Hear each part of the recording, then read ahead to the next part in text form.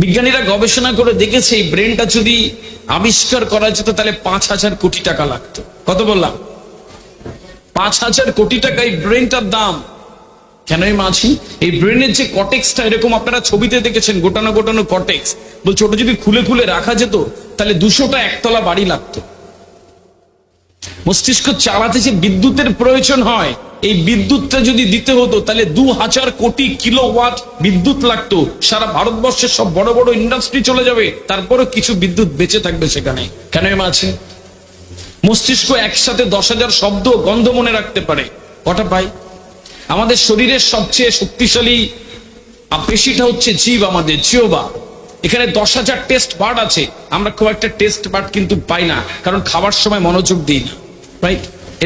এইটাকে আমাদের কিন্তু এত কিছু আছে, শুধু ব্যবহার করি না। তুমি দিনে যে সারাদিনে যে শ্বাস নাও, নিঃশ্বাস নিই আমরা, এটা 17,208 বার থেকে 23,609 বার। এতবার একটা মানুষ নিঃশ্বাস নেয় প্রতিদিন। যার দমের কষ্ট সে জানে একবার শ্বাস নিতে তার কত কষ্ট হয়।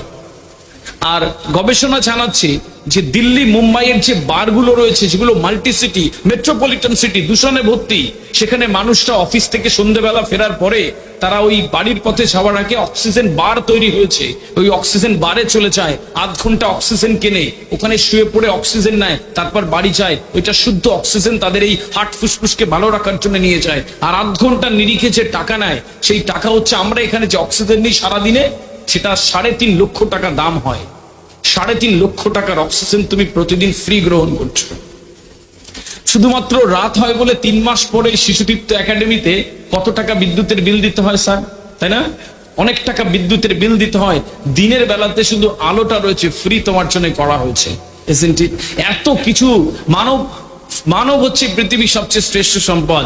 সবকিছু তৈরি হয়েছে মানুষের জন্য, অথচ চোখ বন্ধ করে কখনো চিন্তাই করিনি একটা মানব জন্ম কিভাবে সার্থক করা যায়। ডিয়ার স্টুডেন্টস, আমি তোমাদের কাছে আজকে একটা শপথ রেখে যাব শেষ বেলায়, যে এত সুন্দর মানুষ হবে পৃথিবীতে, এত সুন্দর মানুষ হবে, এত যোগ্য মানুষ হবে এই পৃথিবী তোমার জন্য জায়গা করে দেবে। আমি বিশ্বাস করি যোগ্য মানুষদের এই পৃথিবী জায়গা করে দেয়।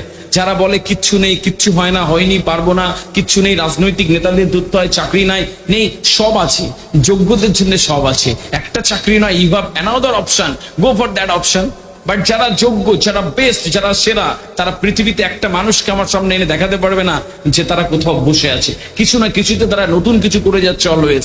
আমরা যারা সাধারণ মানুষ, গতানুগতিক চিন্তা করি, শুধুমাত্র তারা এই পৃথিবী একটা জায়গা আঁকড়ে বসে থেকে আর মনে হয় আমার কপালটাই তো খারাপ। তোমাকে এটা বুঝতে হবে, মানুষ সেইটা পায় যা সে চেষ্টা করে। তুমি সেইটা চেষ্টা করবে যেটা পাওয়ার জন্য আছো, আর সেটা একটা সময় পরে তোমার মিলে যাবে। এটা স্বীকার করলেও সত্যি, না স্বীকার করলেও সত্যি।